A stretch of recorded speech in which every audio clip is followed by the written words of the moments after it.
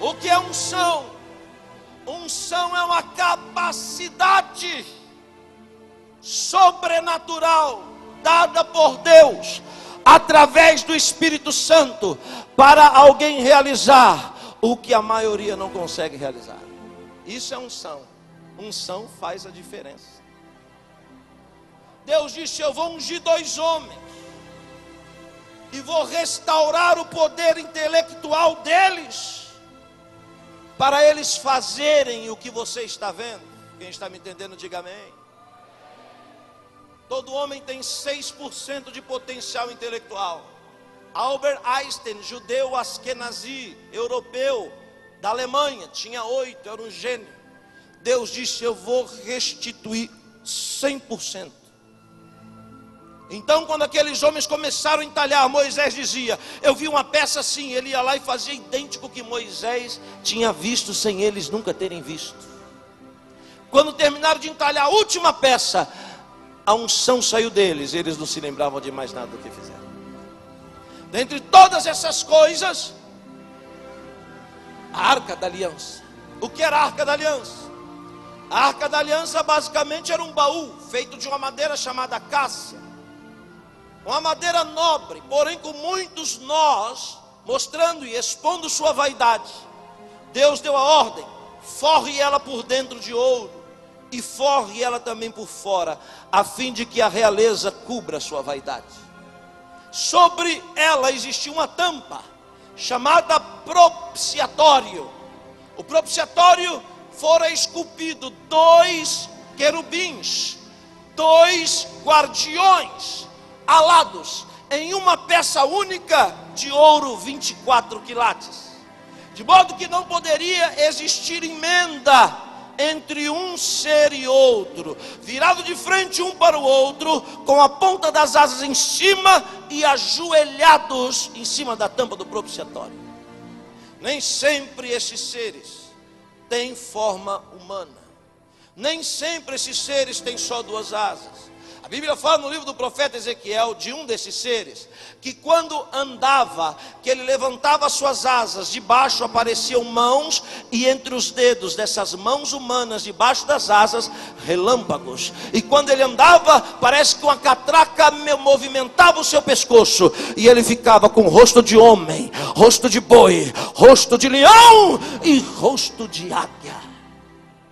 Nem sempre os querubins têm a forma do que foram entalhadas sobre o propiciatório, em peça única de ouro 24 quilates, pesando cada anjo 32 quilos.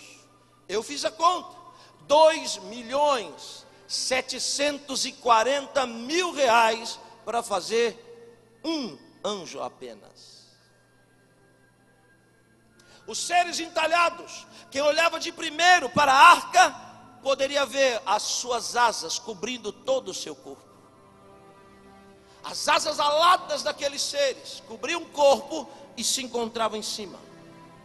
Quando você olhava para baixo, a ponta dos joelhos os emendava embaixo, de modo que entre eles ficava um círculo, símbolo da eternidade, que não tem começo e que também não tem fim.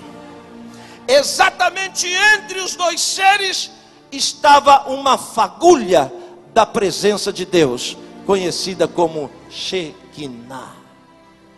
Glória não é Shekinah, glória é Kavod.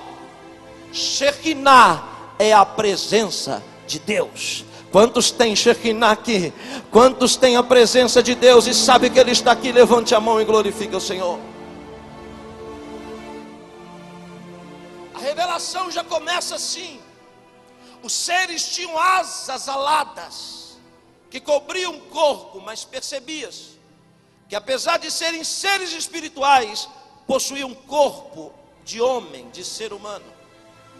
Alguém uma vez me perguntou: para que Deus criou o homem? E alguém me disse: Deus criou o homem para louvá-lo. Eu disse: se foi para isso, a criação é fútil. Porque se você nascer, viver e morrer sem dar um glória a Deus, Deus continua sendo Deus. Então, para que Deus criou o homem? Porque o homem é o único ser criado por Deus que possui duas naturezas. Não existe nenhum outro reino, um ser semelhante ao homem. Nós chamamos em língua hebraica de Keter, quer dizer coroa. Nenhum outro ser tem duas naturezas. Os anjos só têm natureza de cima. Os animais só têm natureza de baixo. Os minerais só têm natureza de baixo. Os vegetais só têm natureza de baixo. Em qualquer outro reino, ninguém tem duas naturezas. Só o homem. Por quê? É simples. Leia o livro do Gênesis. Deus vai criando todas as coisas como se fosse uma gangorra. No primeiro dia ele cria as coisas de cima. No segundo dia ele cria as coisas de baixo. No terceiro dia as coisas de cima. No quarto dia de baixo é uma gangorra. No quinto dia de cima. Então quando chega o Shesh Rayon, o sexto dia, Deus pensa: se eu criar no sexto dia algo que tem apenas natureza de baixo, o universo fica penso para baixo. Se eu criar no sexto dia algo que tem apenas natureza de cima, o universo fica penso para cima. Então Deus vai e pega o barro, e a natureza de baixo faz um boneco, o universo pende para baixo, Deus vem e sopra Neshama, e o universo se equilibra no homem. Nós somos o ponto de equilíbrio do universo, a coroa da criação. Quantos podem glorificar?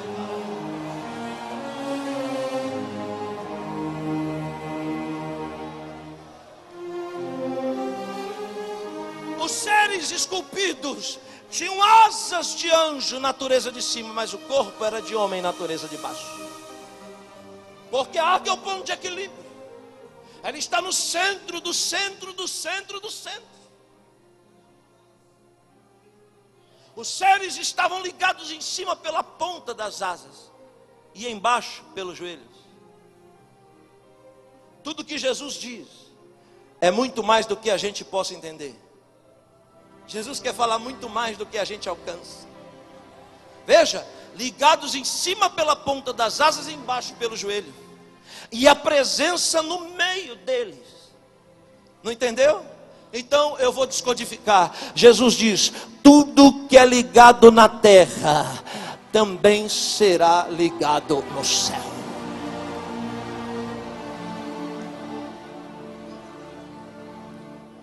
Sabe o que o diabo quer roubar da igreja? A unidade. Unidade. Ninguém pode destruir a igreja. Nem as portas do inferno podem prevalecer. Mas todo reino dividido por si mesmo não subsiste. Veja que os seres são uma peça única sem emenda. Estão ligados embaixo e em cima. E quando nós estamos unidos uns aos outros, a presença de Deus se manifesta no nosso meio.